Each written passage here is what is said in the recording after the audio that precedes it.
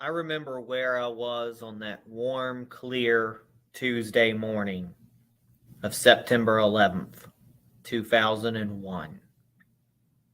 I will never forget. I will remember like it was yesterday. Where were you? On this day, many years ago, 246 people went to sleep in preparation for their morning flights.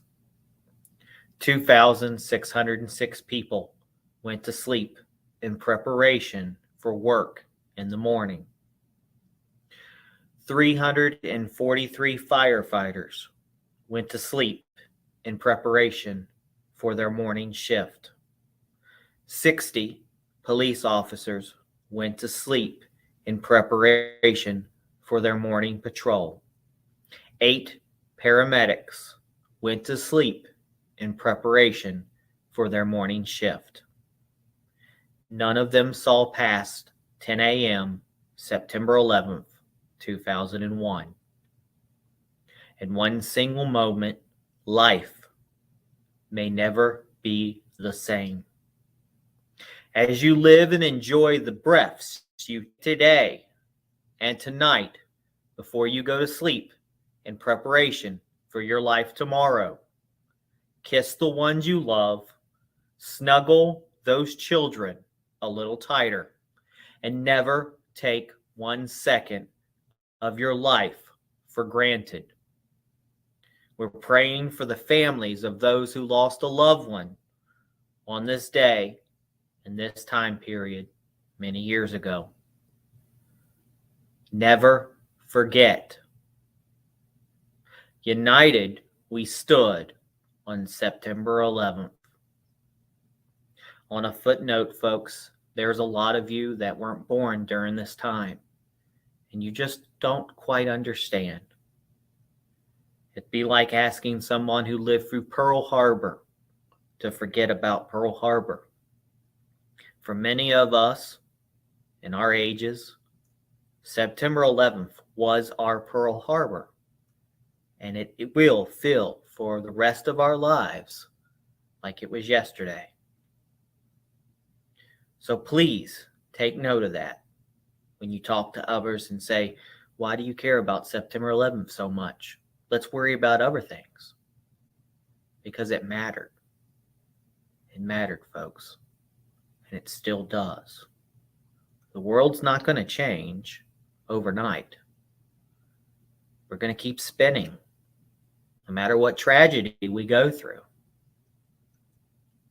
But there's some key points in our history that we cannot forget. And September 11th will always go down as a time we will never forget. God bless everybody. This shot showing you lower Manhattan, and everything is actually in pretty good shape now as we work into clear. This is the news leader, ABC 7 Eyewitness News. That's the news for now. Thanks so much for watching. Have a good morning, everyone. I'm Diana Williams. And I'm Bill Ritter. Nightline is up next, and Eyewitness News returns in just a few hours at 5 a.m. with live election coverage from the polls. For all of us here, Sam, Scott, and Denver, the entire team, have a great morning. See you tomorrow. We're today.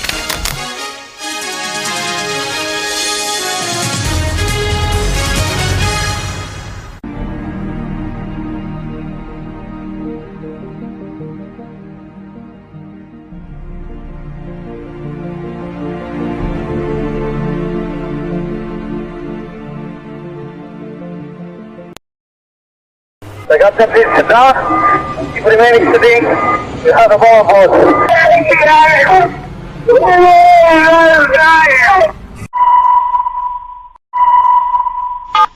Tuesday, 9:47 a.m.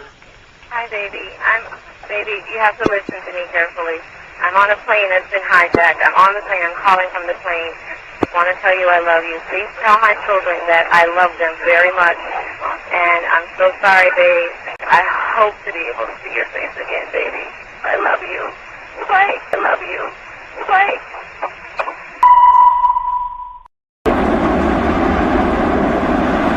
A new type of war. That's what it is.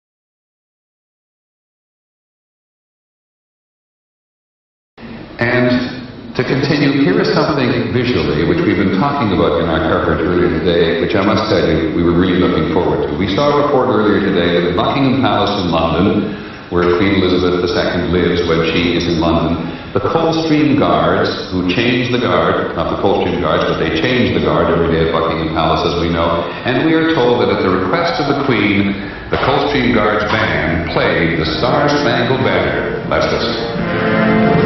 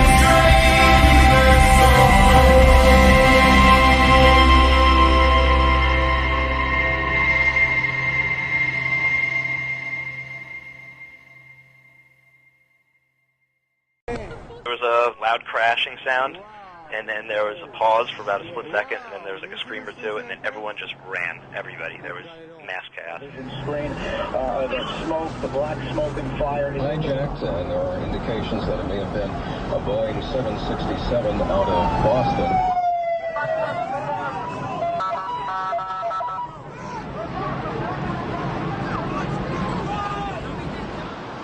Just like a train rumbling for maybe like 35 seconds, and then there was like this pause, and then boom, hit with all the dust, and it was black. I mean, pitch black. I don't know if anybody could have survived being on the street at that time.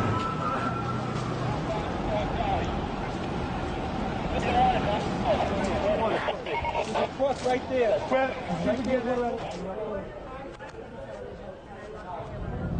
You can see the black smoke billowing out of the side of the Pentagon. It continues to billow out and cover much of the skyline here along the area, drifting along the Potomac River, casting a haze all over the Pentagon area. It didn't look like there was a plane at all. It was just obliterated when it hit the ground. He told me he was putting a plan together that he and others were going to take back the airplane. And he said, you know, Dina, I think we can do it. It's up to us. And we will strive now very hard to save as many people as possible and to send a message that the city of New York and the United States of America is much stronger than any group of barbaric terrorists. All of the suspects right now that I know that the U.S. is looking at are in the Middle East. And frankly, we have to put Osama bin Laden at the top of the list. We will make no distinction between the terrorists who committed these acts and those who harbored them. We've got to do something now and do it immediately. I mean, we're entitled to some semblance of security, some semblance of rationality, and I think that all died in New York. I've been in the city for years, and I've never heard it as silent and as sad as I've heard it tonight. This city is in shock, and unless you're here tonight, you don't quite comprehend it.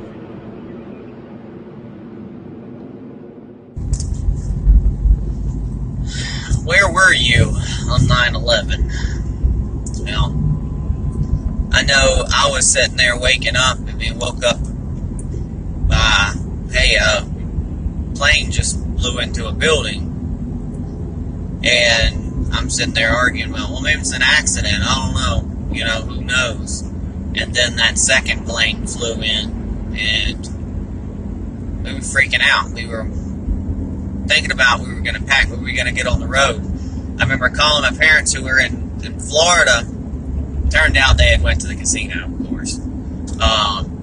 Trying to call them frantically, trying to call them. We didn't have cell phones and things like that. As much, you know, back then.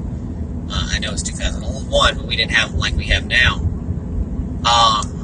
Couldn't get in touch with them at all. That's kind of the reason why I didn't go.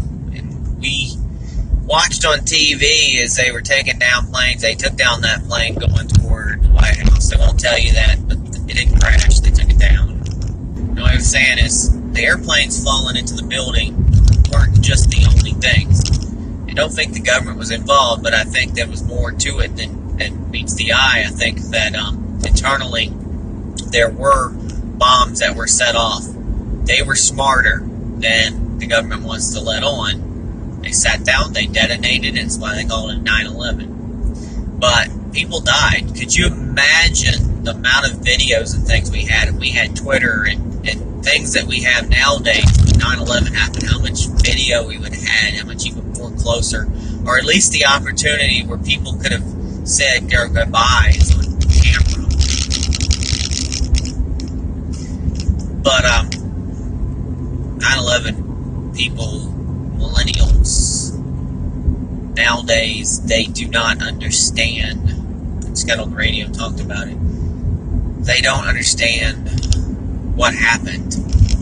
That's why there's so many youth that just don't understand. They've actually lived through a period of peace, and they think that Obama brought them that peace, or the tail end of W. No. We're just lucky that nothing other than, you know, the Boston bombing or some other things nothing major like 9/11's happened since then. But because we have to put those measures into order, we've had to put years of measures in airplanes, and things we have to get used to because of terrorism. Now, I tell you what, I remember the days after 9/11. The amount of patriotism in America we're never going to see ever again. It was like 4th of July for months. People had American flags everywhere.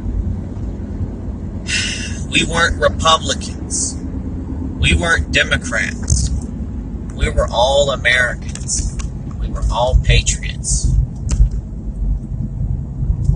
I miss those days. So God bless everybody. God bless the souls we lost on 9/11. And hope everybody's safe. God bless America. I'll talk to you later.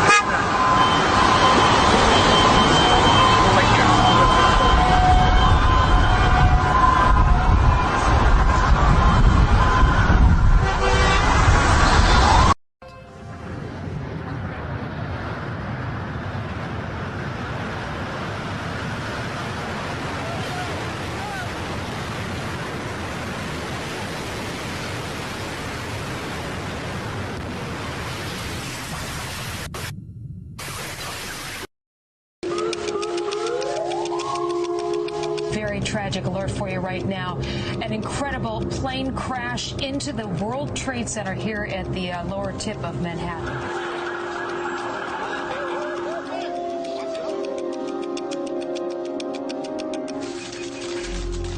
It was then White House Chief of Staff Andy Card who whispered the news into President Bush's ear.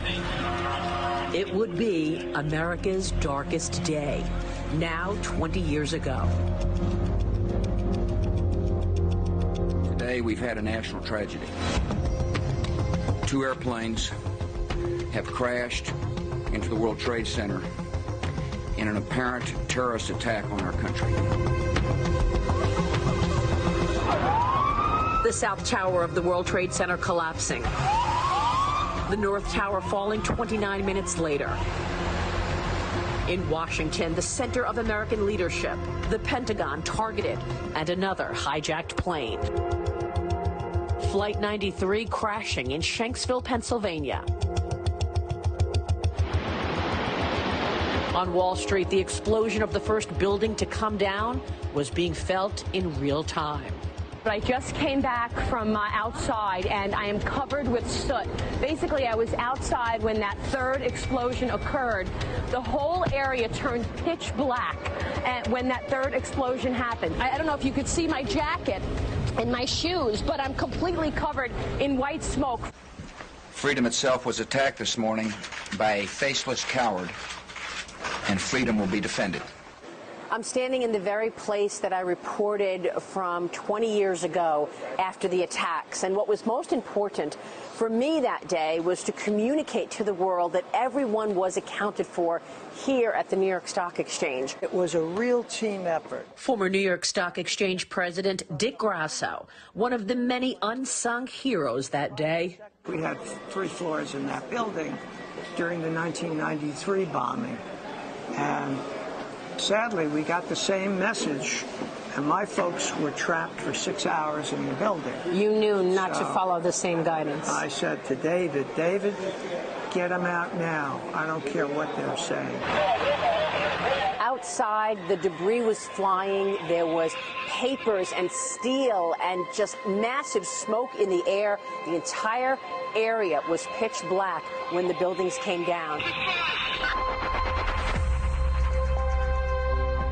The first responders, America's heroes, the New York Police Department, the Fire Department of New York, and Port Authority Police rushing in as people rushed out, trying to escape the flames, black smoke, flying debris, and cement. We lost 2,977 friends, family, and first responders that day. President Bush, then just 9 months into his first term as Commander-in-Chief, swore those responsible would be held accountable. I want you all to know that America today is on bended knee in prayer for the people whose lives were lost here, for the workers who work here, for the families who mourn. This nation stands with the good people of New York City and New Jersey and Connecticut as we mourn the loss of thousands of our citizens. I can hear you.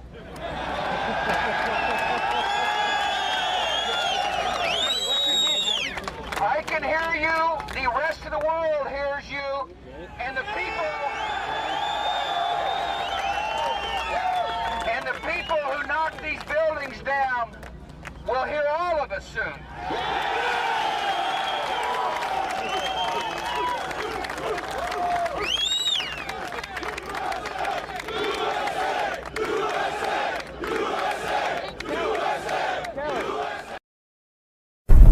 If we look to the answer as to why for so many years we achieved so much, prospered as no other people on earth, it was because here in this land we unleashed the energy and individual genius of man to a greater extent than has ever been done before.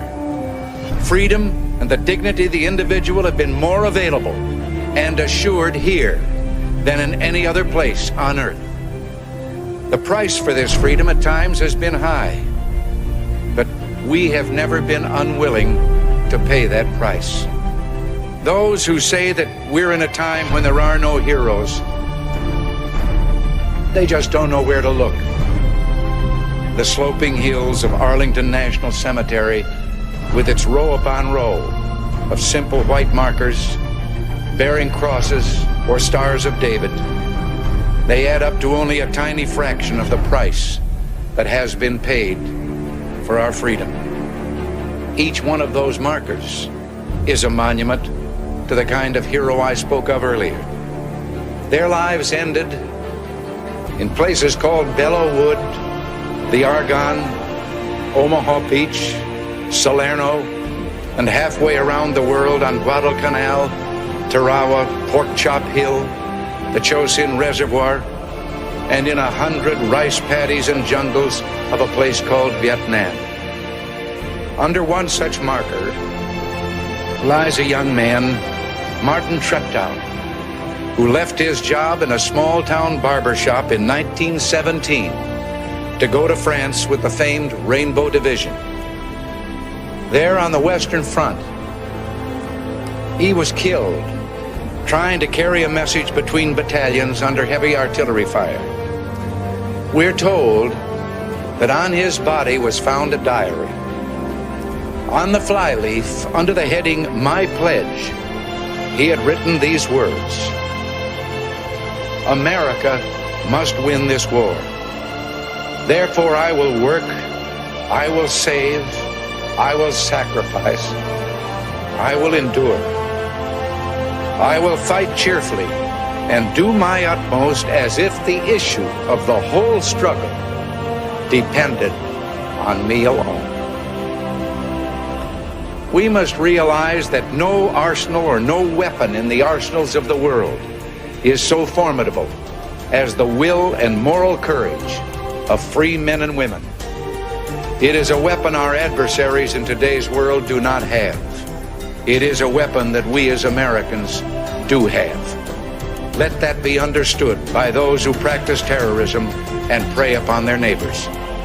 As for the enemies of freedom, those who are potential adversaries, they will be reminded that peace is the highest aspiration of the American people. We will negotiate for it, sacrifice for it. We will not surrender for it now or ever. We are Americans.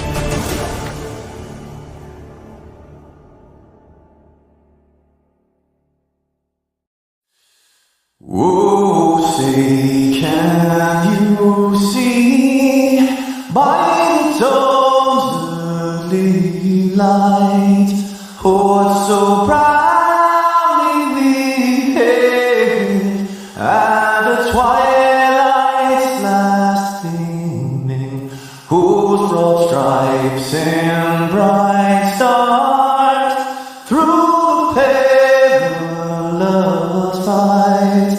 Oh, the ramparts we watched were so gallantly streaming, and the rocket's red glare, the bursting in air, gave proof through the night that our flag was still there.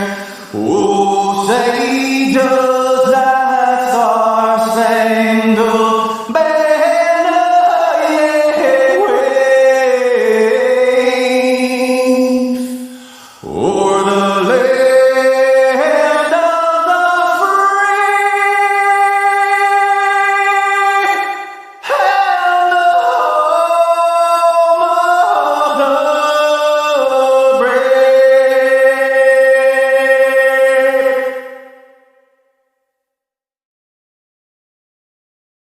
We grieve together for every mother and father, sister and brother, son and daughter who was stolen from us at the Twin Towers, the Pentagon, and here in this Pennsylvania field.